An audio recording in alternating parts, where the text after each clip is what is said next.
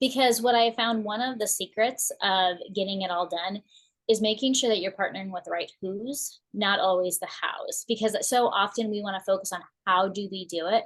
But as moms, the secret really lies in who do we need, whether we're hiring help in the home or hiring help in the business. So figuring out, who you need to have in different roles in your life and in your business to make it all work is one of the secrets for sure.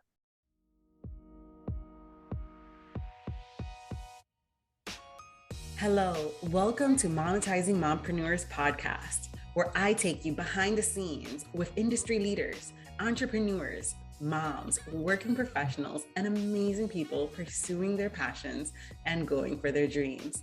And I'm your host, Linda Mendable. Welcome to today's episode, and it's so good, and it's part of our Monetizing Mompreneurs Summit. So I sat down with Jen Myers, and you're going to absolutely love this episode. And we talked about time management and how to really manage your time effectively, especially if you're feeling like you're treading water or you feel like you can do more with your time. Let me tell you, you can, and you're going to love this episode. She is coach for entrepreneurs who homeschool and the founder of Homeschool CEO, an expert in developing systems that tame chaos for families and businesses. She has scaled several companies of her own to 7 figures and beyond. So we're going to dig in here. And Jen empowers women through her programs to have the best of both worlds and live to the fullest in both business and homeschool. Jen, welcome to Monetizing Mompreneurs Summit and welcome to Monetizing Mompreneurs podcast. Welcome to the show. Thank you so much for having me, Linda. Yes, I'm so happy you're here. Okay, so how did you start? Let's go over there. Not how did you start your business, but how did you start with helping us with these scheduling secrets, right? It was probably 4 years ago, about where women kept coming to me going, hey, we're seeing that you're building these businesses one after another. And we're seeing that you also have kids with you all the time. How are you managing both? How are you balancing motherhood, entrepreneurship, and homeschooling? How do you fit it all in? Because we live in a society where it's this idea of you have to work 24/7, you have to hustle to grow your business. And they're like, you're not doing that. You're still taking family vacations. You're still resting. You're still doing all of these things. Like, how are you making all of this work? And so I just started sharing the ideas and the things that I've learned after 20 years of balancing all of this. My kids are now 29, 27, 26, and then my baby is going to be just turned 19 on Monday, actually. So I have been at this a while, and that is how, all of those years, people kept coming to me, asking me, like, how do you juggle it all? Because as moms building a business, it feels like a juggling act sometimes. So that's how I got into it. And then we opened Homeschool CEO, and the rest is kind of history. So, I've seen your group and it's grown exponentially and you're hitting strides. And I know that you partnered with someone because you do the business side and then someone else does kind of like the homeschooling. I started like curriculum and stuff like that, right? Yep. Because what I found, one of the secrets of getting it all done is making sure that you're partnering with the right who's, not always the how's. Because so often we want to focus on how do we do it. But as moms, the secret really lies in who do we need, whether we're hiring help in the home or hiring help in the business. Like for you have Cassie, who's your right hand, your wing woman who's helping you run it all. I have one as well. With Homeschool CEO, I have another gal who is a homeschool coach. I focus on the business and the scheduling and the life side of it. She schedules on, she focuses on, like, how do you pick curriculum? What do you do when you have a neurodivergent kiddo who needs extra help? So figuring out how, who you need to have in different roles in your life and in your business to make it all work is one of the secrets for sure. Yes, absolutely. Okay, so let's go into the nitty gritty of it. So you scaled to 7 figures. Let's talk about that. How did you set up your schedule to scale to those 7 figures, right? So one of the secrets when you're setting up your schedule is looking at your time in blocks based, and then so you look at your times of going, okay, what do I have 100% control over? So as moms, sometimes we don't have 100% control. Sometimes that kid's in the next room, or we have to go do pickup, or We have to run errands. Like we have to go. We have kids there. We can't control what's happening. Other times you do have control where maybe a kid is like at preschool, like you have a block right now, right? Where you have control of your time. And those are 100% blocks. But then there's other times, I call them 50% blocks, where kids are there, families there maybe, but they're doing independent work. Maybe it's their time outside, or maybe it's their time on a screen, or it's their quiet time, or kids are napping. That's another time where it might be a 50% block. And then there's times where it's 10%, that you have about 10% control and 10% ability to focus, because you might have a kid sitting at your foot and interrupting, and you're doing things with them. So what I started to realize is, like, I had these blocks of time. It may only be an hour, it might be 2 hours, where I could drop a kid off somewhere, or a kid was sleeping, or they hadn't gotten up yet in the morning, or they went to bed at night, what those blocks were. And I started to look at the tasks that I needed to do to move the business forward, and which of those tasks required 100% of my focus.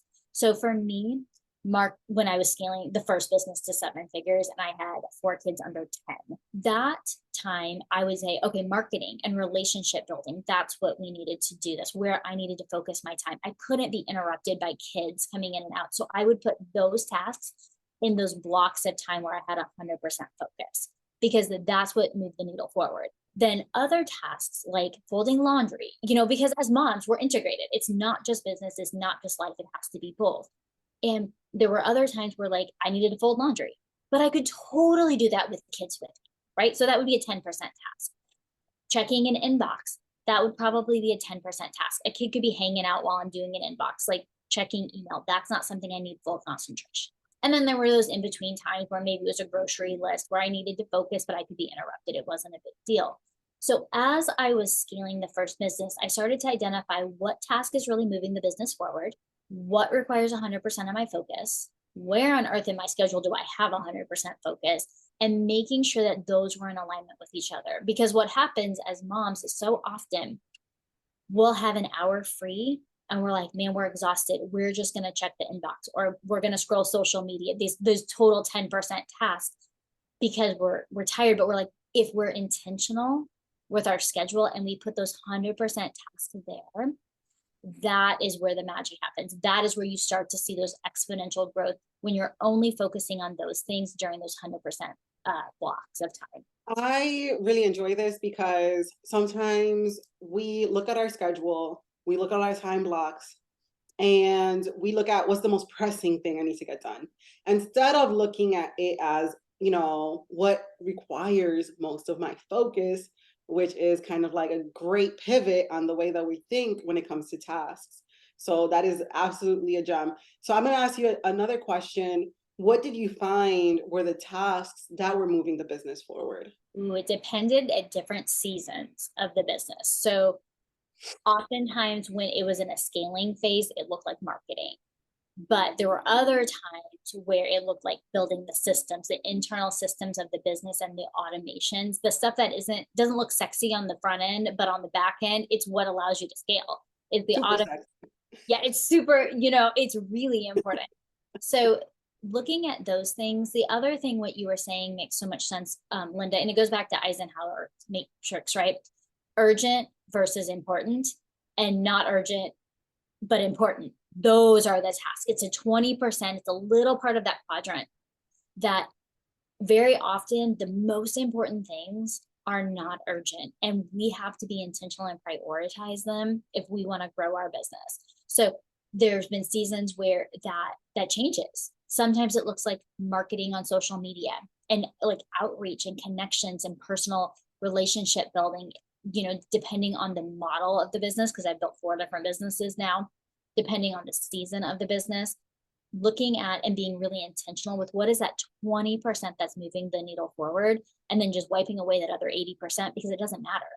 Your business is going to grow without that other 80%. That's so good because we can get stuck on the tasks that are really not moving the needle forward, but maybe those are things that we enjoy doing, right? And I have like this, I hear this question coming up, like, okay, how do I start? How do I start identifying these types of tasks? And, what would you say? Because I'm already like, okay, I need to put a list. I need to put one side of the list 100% focus, the other side 50 to 10% focus? This is what I do, and this is what I teach my clients to do, is the ICE method. So basically, get yourself a Google spreadsheet, put every task that you could do on the left hand on the first line. Then line it up. ICE. It's impact, confidence, ease. And then give everything a rating from 1 to 10, 10 being the highest, 1 being the lowest. So the first one is I for impact. How much impact is this going to have on my business? How much do I believe this is going to move my business forward? How much immediate impact? So is it going to get me a new client? Is it going to get me a new relationship? Is it leveraged? Is it going to, have a huge ROI? What is that impact? Next one is C, confidence. How much confidence do you have that you can actually carry this out right now in this season of where you are? Not where you wish you were, but where you are right now. So a great example is over the summer when everybody had their kids home, I had moms say, you know what, our schedule is so messed up. In fall, though, in September, I have 10 confidence in this. I can do this. But right now, I don't know, schedule's a little wonky. I'm more like at a 2. Then E is ease. Ease is how does it feel like? Is it easy for you to carry this out? Or are you going to have to hire a new team? Or do you have a team that can already carry this out? And rating that. So when you have all these ideas and all these things you could be doing, I literally have people rate them with the ICE method and then give a total. When that total is, as close to 30 as you can get, just line them up. And that's the one you choose first because it's going to be easiest for you. It's going to have the most impact and you are the most confident in. So it's going to get that momentum rolling for you. Oh my God. Okay. So Cassie is clapping. She's like, whoa, this is mind blowing. All right, Cassie, you already know we gotta do that in ClickUp. No, I'm kidding. So okay, so my next question will be picking back off of what you were saying. After the spreadsheet is done and you have those tasks that you see, then what? Because now I just see a bunch of tasks. They're very impactful. Do I delegate? Do I do that myself? What do I do next?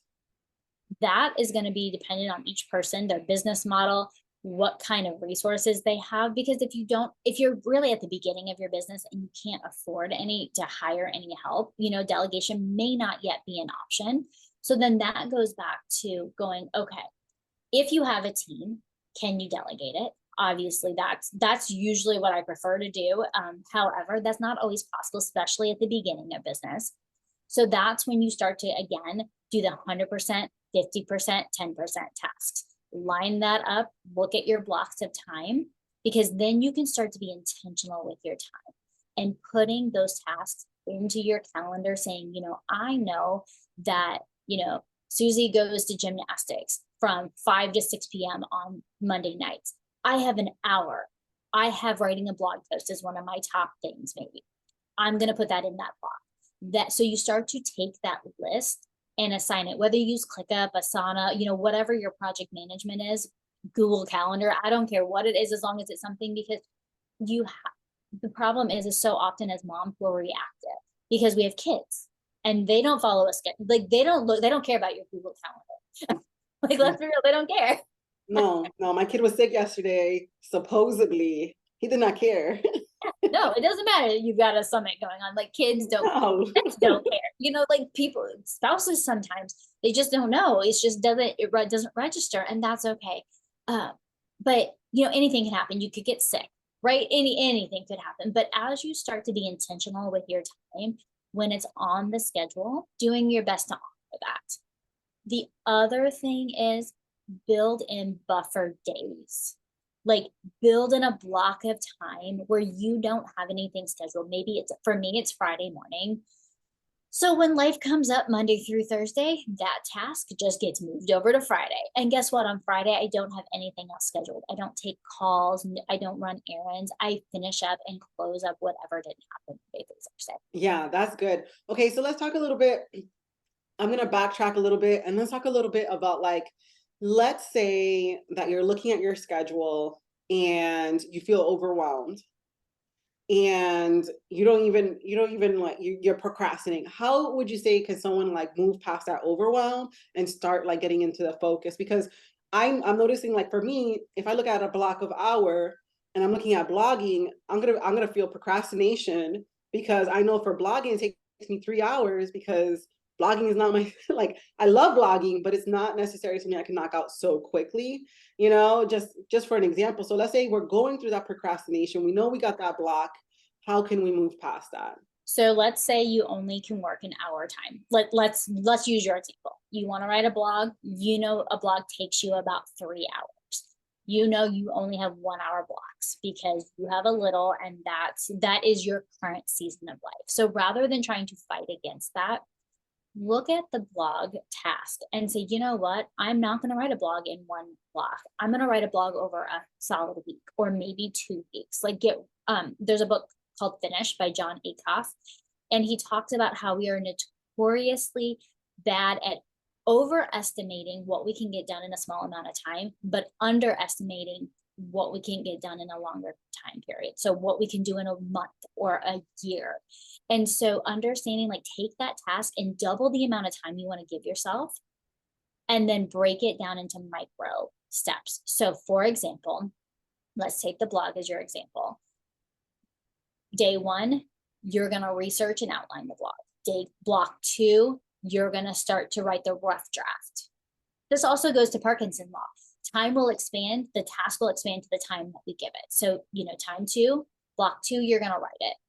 Block three, you're going to edit it and upload it. So looking at, like, what are those chunks that you can break down and make those micro steps so that it's manageable, and know that progress is progress no matter what the pace.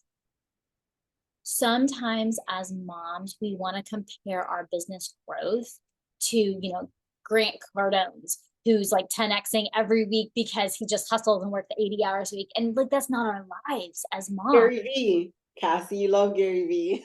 Yeah, but really, like, looking at that going, okay, don't use them as your measuring stick because they do not have your life.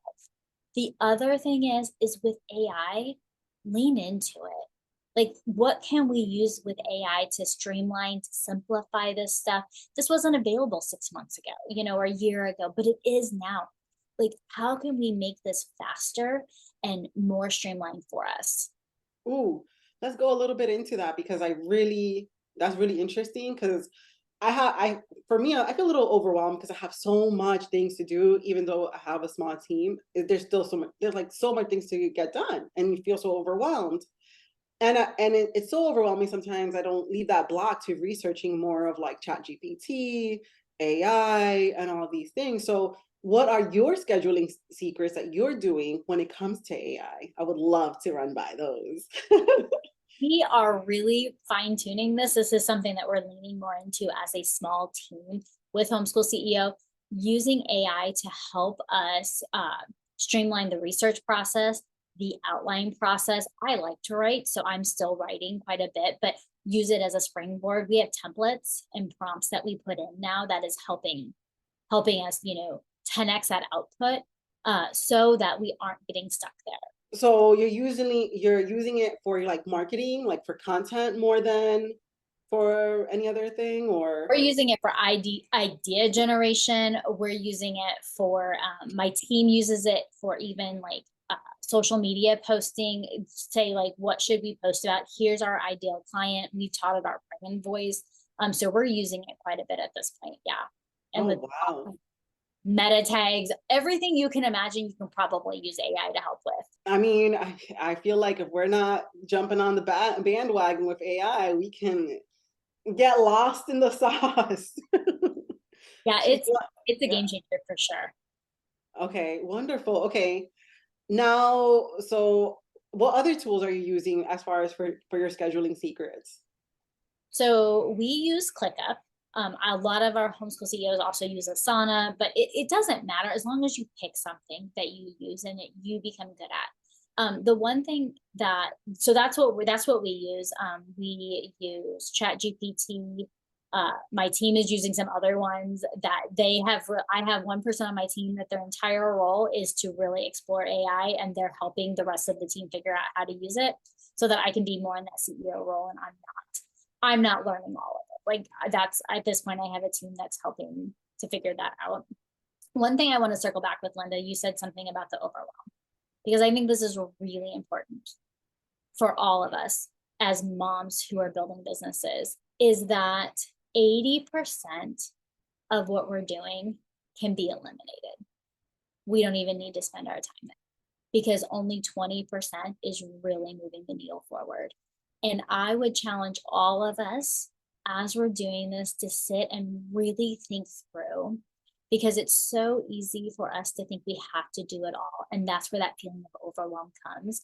I always tell people, like when I built my ads agency, my Facebook ads business, which was my third business, I'm like, you guys, I built it to 200,000. I didn't even have a website. I had a Facebook page. When I started with business coaching, I didn't have a funnel for it or a sales page for it. I literally reached out to people one-on-one and said, hey, I'm considering doing this. Is that something you'd be interested in? I hit 300,000 before I even had like a sales page funnel for it. I didn't have it. I just didn't, because I focused on what worked for me was relational marketing.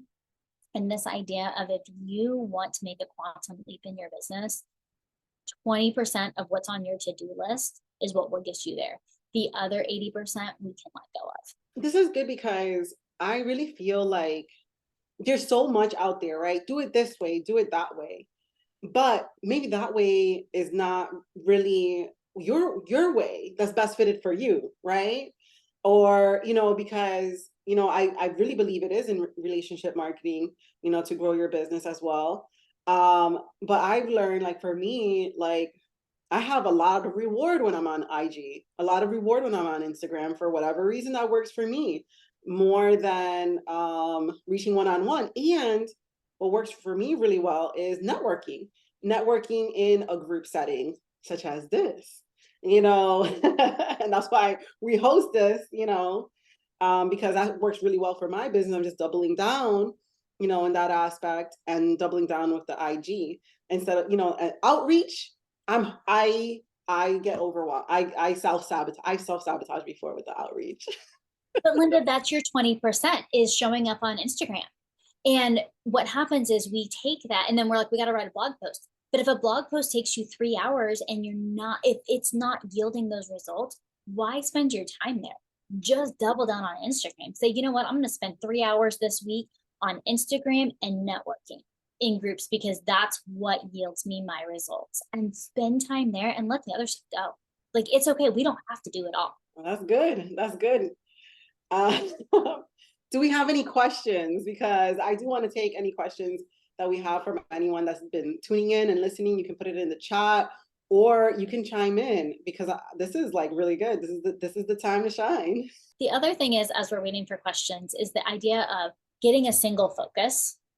As moms who are also building businesses, our schedule becomes much simpler when we aren't trying to market 15 different things and 15 different products. Pick one or two things. That's going to help you. That's going to reduce a lot of the overwhelm. And the other thing is that, when you were saying about there's all these things you could be doing, right, to hit that goal. If we 5x that goal and then say, what would it take to get there?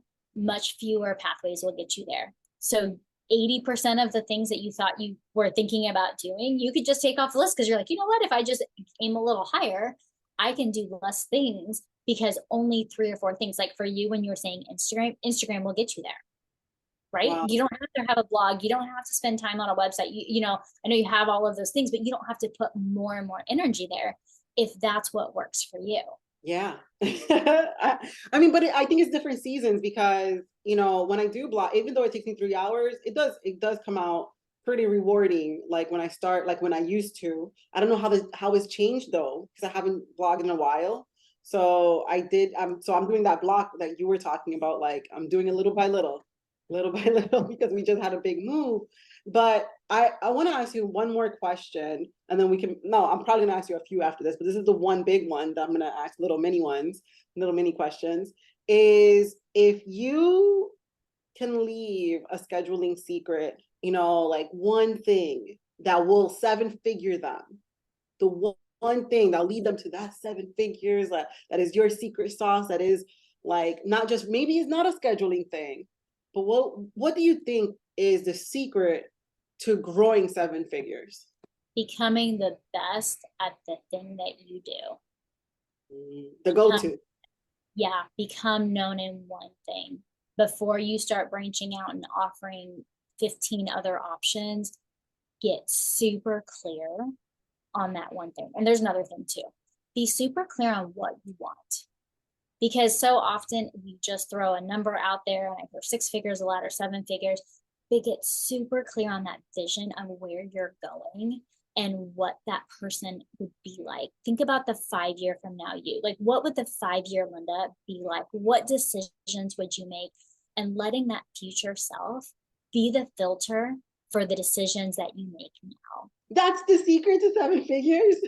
It is being super clear on the end goal and letting that dictate and filter through what you spend your time on now. Because as we're scheduling, there are a lot of things.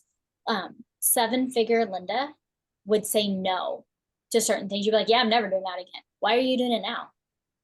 Yeah, I mean, I will say this. Hosting a summit every quarter, I'm never doing that again. 7-figure me would be like, no, that's insane. I don't even know why I did it, but we're here. It's amazing. We love it. And now we're gonna be focused on that one summit, making it the go-to, right? Making it a name. Yeah. I see one question in the chat says, I'm looking at the possibility of starting up a family business. Can you explain a little more about the relational aspect that helped your business become 300,000 before your sales funnel pitch? Yep. So what I did was I joined programs. I said, I want to run Facebook ads. I want to run Facebook ads for high level clients because I did not want a bunch of lower paying clients. I knew, remember though, my Facebook ad, this is what I'm going to give the most practical example. It was my 3rd business I built. So I came into it with a lot of background for business knowledge. And so what I did was I joined a couple of different high level programs that were in $1,500 to $3,000 range for the courses, because I knew people who would spend $1,500 to $3,000 a course will pay somebody, a Facebook ads manager, $2,000 or $3,000 a month to run their Facebook ads. Does that make sense? So I put myself in the room with those people. I think one of the programs I joined, any type of membership where the people are really active, where people are paying to be part of that, because if they're willing to pay there, they're more likely to pay for that type of a service, like a high-end service. And I went in, I answered questions. Like when people would ask questions, I provided value that way. I built connections and relationships with people. And then I literally reached out to them and said, hey, I'm offering the service. Do you know anybody that would benefit from that? And they would sometimes say, oh yeah, I need that actually. Or they would say, oh, so-and-so needs it. The other part of it is I was super clear on who I served. I ran Facebook ads for health and wellness experts. I did not run Facebook ads for coaches. I did not run, unless they were health and wellness. I did not run Facebook ads for like local businesses. I ran for health and wellness experts. And so it was super easy to refer me. So when we're talking about relational marketing, being super clear on who you serve and how you serve them, that is how I built it. And so when people would come to me and they would say, oh, I heard you're the best at running Facebook ads for health and wellness experts. And I was really good at it. And so, if you owned any type of, I ran a meal plan company, I ran an online gym membership company, I ran chiropractors, I ran physical therapists, like all of those types of things, because it was easy. It was rinse and repeat because it was the same type of clientele. But that was the relational marketing. Absolutely. That's super cool because I'm currently in transitioning from the one-on-one client work to the one-to-many model. And I had to figure out the riches are in the niches. I had to all over again because I was focused mostly as web designer for coaches. And it was, easy peasy for me because, I knew their struggles, I knew their thing, but I didn't understand that switching over is the same concept. When you're selling digital products is the same as being one of the best. within your area, within your niche. And that took a lot. It took a while for me to be like, what worked for me before, and how can I bring it in now? So sometimes when we have these like, like blocks, it's an opportunity to like to push forward. And I love what you're saying is like, get in the room with people that you want to work with. Get in the room. And network, like even in your community, talk to other people, partner with other people, because, if like for me as a Facebook ads manager, I partnered with people who, I became friends with copywriters. So they were busy writing the funnels and they're like, hey, I know this Facebook ads gal who can help you run traffic and get sales. Talk to people who are in adjacent, connecting people who are also serving the audience that you want to serve. Yeah, absolutely. I love this. This is so good. And I know it's going to be timely for the people that are listening in. And this is going to be available. This replay is also going to be available in the VIP, because I know that you have an offer that you're giving away to our VIP guests, and it's the Successful Scheduling Sample Pack, right? And I'm going to put that in the chat so people can grab it. Or do we have any other question? Cassie, I'm sure you got some questions, girl. Cassie, come on. I am soaking it up like a sponge. I love that Jen's coming with really practical ideas and how-tos. You can really hear in her experience what has worked, and she's very specific, and that all of those things take time, like to get this experience, this knowledge, but these are practical steps that you can take. And that's really what, so many things are important, but for us as business owners, practical steps, and breaking those down are really what we need to do. And I feel relieved already on the 20%. I'm gonna go. And because I'm like, okay, what is going on here? Like my plate is full. And also, how about this, Jen? When you see, well, I guess you really answered it when you said you take off all the fat. The overwhelm is in all the fat. You've got too many things in the burner going at the same time. There's too many fires going and you're trying to put them all out. And so stopping something, and let's be honest, that's hard. Like that's not easy. Some of those are your babies. And so you're saying, Eliminate. not now, Yeah. Literally. Not now. Put them on a shelf someday. Oh yeah. And that's good. Like I love, like you said, like if immediately I was like, IG and this is my thing, but I want to blog and it takes me 3 hours, but the IG is quicker. But like, what am I doing? Right. But I want to ask you another question. So the many questions is, what are you saying yes to in this season? And what are you saying no to? Ooh, that is such a great question.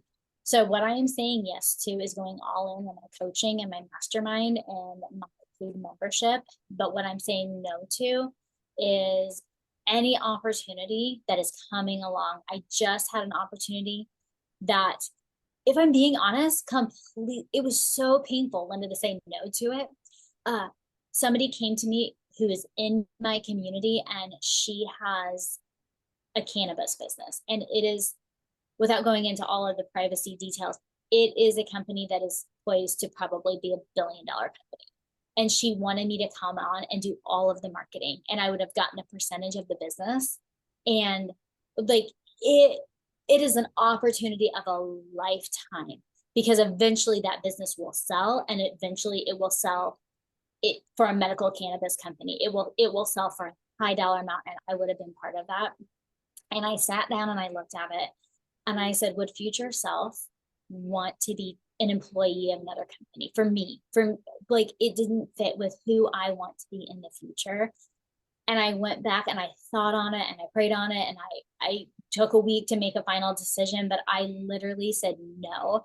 And she had so much respect for my ability to say no, because sometimes in life as moms, we have to say no to what's good so that we can focus and attain what's great. Amen. I'm clapping for that, because I feel like that is such bravery and so courageous to say. I mean, $1 billion is like, hey, $1 billion, waving. Yeah. I mean, I wouldn't have had the whole $1 billion. I think that's part I of know, it. but still, Never the majority owner, but yeah, it's hard. Another thing I said no to is I walked away from a mastermind that I had been in for 3 years because it became part of my floor. As I raised my floor to go to a ceiling of the next level, I outgrew that situation. And even though I love those people and I love that coach, I know I now need the next level coach. And that person was no longer there. That group no longer met that. And it's hard because it became part of my identity. And I had to say no. I didn't have to. I chose to say no to those so that even though there was a grieving process, because I was like, these are my best friends and they're still my friends, like the closest one. But even in that, it was a group of 100 people in a mastermind. I probably took 20 of them with me, still continuing as friendships, because I was like, this is the 20% that actually matter. The other 80, like I could go on and grow my business and live my life and go to the next level without really having to add more people into my life. So that's two things that are very practical that I've said no to recently. But I love what you're saying. You're investing in yourself to get in the room with people that are doing bigger and better, and like intentionally getting in the room with that. And I think that's so important because sometimes as mompreneurs, we think like, oh, I'll figure it out by myself. I'll get there by myself, and you'll take longer. I mean, and you might not even ever get there because you need someone to speak like, hey, this is what's possible. This is, this is what could happen. And sometimes we need that vision or even to see that type of vision. Yeah, absolutely. I am a big proponent of getting coaching, joining memberships, getting around people who know what they're, who've already done what you're trying to do. Like that's a huge scheduling secret. Connecting with others who have done what you're trying to do, because they are going to identify the pitfalls so that you don't have to fall into them. Like they're going to backtrack your success. And that's a huge, huge thing that people underestimate, the power of getting and connecting with those people. Oh, that's so good. Jen, where can people find you? Instagram is probably the best place if you want to connect with me directly. If you want to connect with other entrepreneurs who homeschool, we have a free Facebook community as well. Just Google or go to Facebook and search Homeschool CEO community and it'll pop right up for you. Yeah, I mean, I absolutely love this talk, and I absolutely love like all of the nuggets of wisdom that you have like discussed and told us. And I mean, especially those of us that are going higher or going for more, like we're all ambitious women. For the ones that are catching the replays, for the ones that are listening on the podcast, let's just be truthful, we're all ambitious women. We want certain things in our life and we want to achieve certain goals. And I feel like the tools that you have given us today are invaluable, especially the 100%, the 20%, and that 10%. I can't wait to carve out that spreadsheet. I think we're going to do that with the summit, Cassie. What is the 100%? What is the 10%? I've already got a list. I mean, yeah, because we sometimes get so focused on the tasks that look good, right? That they look nice, but they take up too much of our time. And is it really moving the needle forward? Right. Yeah. There's no honor in being busy. Busy does not equal productive. I'd much rather see our moms be productive and move the needle forward, because that's where they're going to be able to achieve the goals. Amen.